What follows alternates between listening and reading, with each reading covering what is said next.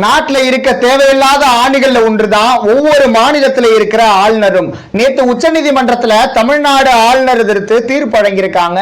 சட்டமன்றத்தில் முதலா ஒரு மசோதா நிறைவேற்றப்பட்டுச்சுன்னா அப்பதான் ஆளுநர் அதை குடியரசுத் தலைவருக்கு அனுப்பலாம்.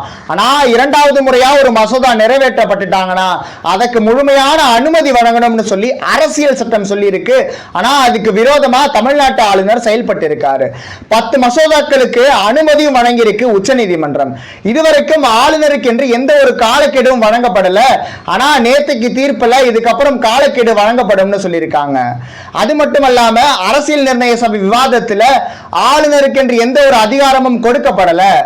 மாநில அரசோடு இணைந்து செயல்படுவதுதான் ஆளுநருக்கு இருக்க அதிகாரமும், தேர்தல் முடிஞ்சதுக்கு அப்புறம் யாரு ஆட்சி அமைக்கிறான்றதுக்கான சில அதிகாரமும், சட்டமன்றத்தை எப்ப கூட்டலான்றதுக்கான அதிகாரம் தான் ஆளுநருக்கு கொடுத்திருக்கோம்னு சொல்லி தீர்ப்பு வழங்கியிருக்காங்க.